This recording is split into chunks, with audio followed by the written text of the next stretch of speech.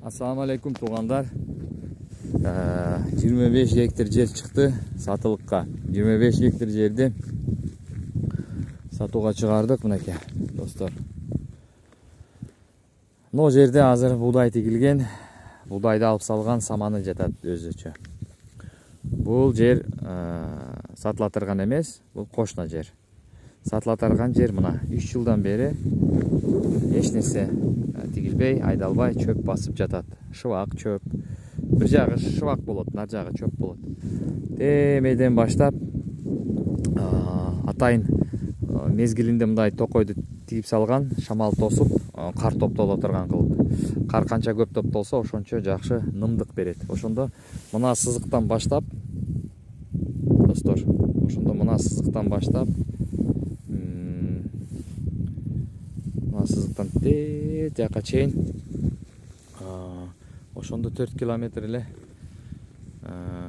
болот. Биягы 80дей болуш керек. Ошондо азыр эсептесек 1 2 3 4 5 7 8 9 5 56 57 58 59 60 61 62 63 65 66 67 68 69 70 71 72 73 74 75 76 77 78 79 80 81 82 83 84 85 86 87 88 89 90 экен да. Ошондо 4000ге 90 орто бул так нактай эле андай эмес, балким кошумча да болушу мүмкүн. Ошого 25 гектари беттен 4000 нар жака, биягы 80.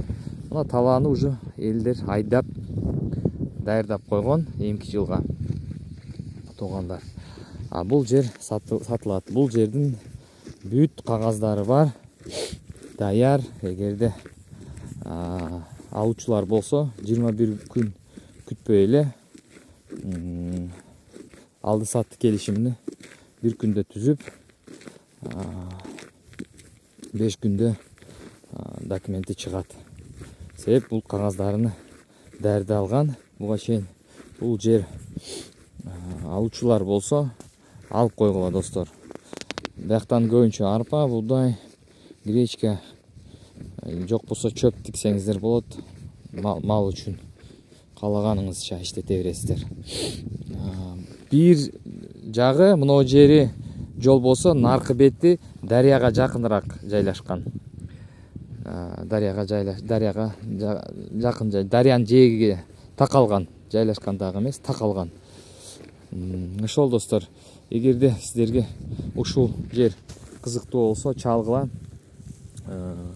Баасы 400 000, 25 гектарди 400 000ге сатылат.